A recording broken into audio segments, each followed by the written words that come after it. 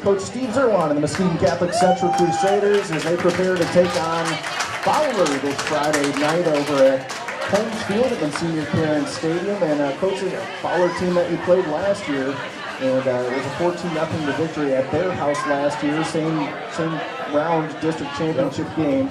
That was a very, very physical team last year, but I took a look and they've lost a lot of players off that team. Yeah, they started, when we started to do some research on them on Saturday morning, we did notice that they lost quite a few kids off of that team, and they, just kind of remembering and thinking back to last year, they thought that was one of the better Fowler teams they'd had in a while because they had a real strong senior class. So some of those guys are gone.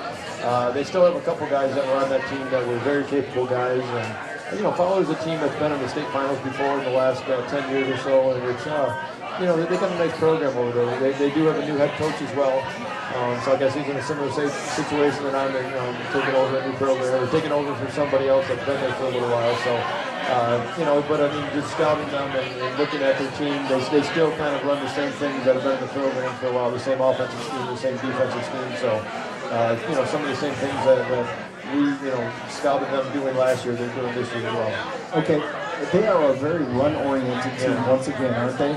Extremely run-oriented. They were run-oriented last year, and they like to, they like to even run the ball just even tighter. They mostly in an I formation, and they like to run the ball, just attacking A gap, attacking B gap, a little bit off tackle.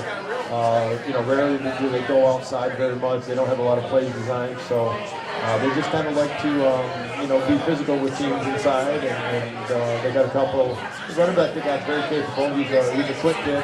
The fullback they got is one of the better players, I feel. He also starts on linebacker for him. So it's just a matter of they like to be physical with the opponents that they play, and to run the ball a little bit tougher inside. And it's such, the last 2 weeks, I think you look at, the teams we played all regular season had been a lot of spread teams. With 4 wide receivers and 1 running back, and now we get into this round of playoffs where you start to see 2 power teams. That we're playing, this week, we played last week and this week, so a little bit of an adjustment for us, but again, it's just the same principle of football. You've got to try to match them up front and minimize their mistakes. Now, what do you think you did well last week against a run-oriented team that will help you capitalize against Fowler this week? It's just a matter of just the people, the front 7, the front 8 up front are playing just extremely well right now. And I think a lot of that, in the two-part game we played well, which was week 8, and then I think the Traverse City week was really the capstone of that, as far as eliminating them to 1 first down. And I think that gave our kids a lot of confidence that playing a quality Traverse City St. Francis team and eliminating them to so few yards that they had. They're playing extremely well up front now. James McPherson and Jacob Holt. Ian Tyler, who I thought had just really a standout game last week at defensive end, and Michael Coy, and then Nate Jones and Lamar Jordan at linebacker. So, then you put someone like Blake Sanford and Jake Kimbrough on the edge. I just think those kids are doing an extremely good job up front. And, the best thing the defense can do is be in, 3rd and long situations, because then you can kind of dictate to their team, and you think their team's maybe going to throw. So that's our team, because of the play up front, has been able to force other teams into those situations. Now talk about them defensively. What's the Fowler team going to do that's going to try and slow you guys down? Well, I think like any team, anytime we're in a T formation or double tight formation, they're going to try to stack the box. They're going to put 8 guys in there, and maybe even more, which I think you should do against a team like us that runs the ball so much out of double tight. So we know they're going to put some guys in the box, and we've just got to figure out ways to block them and to go around them, which we've been kind of working on this week. And then when we're in more of our spread package, we think they're going to be in a 4-man front with 3 linebackers. Just looking at who we played similar, I guess it would be very similar alignment defensively to what Fruitport did. Okay. And so we kind of, you look at some of the things we did against Fruitport that worked, and you try to incorporate them into your scheme this week. Now, one of the things that really has been a clear advantage for you guys the last couple of weeks is team speed. Does this team have speed that can match up with you guys? I don't know about match up. I don't. Just looking on film, that's not their game, I guess you would say. Okay. As far as they don't really try to get the ball to the outside, they try to pound it up inside. So our team speed on offense. We know we have some kids that are pretty fast, and we try to get the ball on the outside, and we usually that's just part of our scheme that works well for us.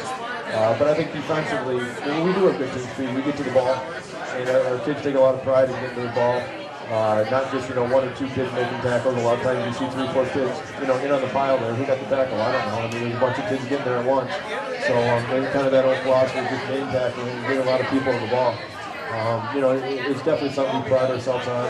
And Coach Rebecki and when those guys are working on defense, Coach DeGracy, Coach Convertini, they're really always talking about rallying and getting people the ball and, not staying there on watching. And I think it shows when you do that every single play in practice, it really becomes just commonplace and you do those things in the game. Now, I guess health-wise, how's everybody doing? Is everybody participating in practice right now? Is everybody dinged up? I mean, obviously everybody's dinged up a little bit, I would assume, at this point. There's no wood to knock on out here, but I'm looking around, but no, we're right there. And I guess we're relatively healthy, I guess. And I guess if you want to look at the bright side, we were even getting healthier because Zach Windsor, who was starting corner for us, he started as a sophomore. He started every snap last year on defense as a sophomore. And then was back this year in the Mona Shores game, broke his collarbone early in the Graphics Catholic game. He's now back and healthy. Okay. And he was cleared a couple weeks ago, or not a couple weeks ago, last week he got to run around the pads. And I put a red shirt on him just to kind of, maybe just mess with him a little bit, I don't know.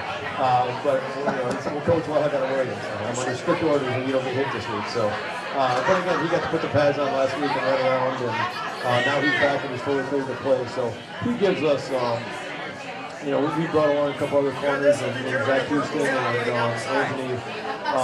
Anthony Woodard that does a nice job filling that corner, kind of rotating that spot. So I think that's the best case scenario if you can kind of bring them in and bring them in slowly on defense. And I'm not saying we've been living on the edge offensively, but we've been really using the 3-backs that we use a lot on offense.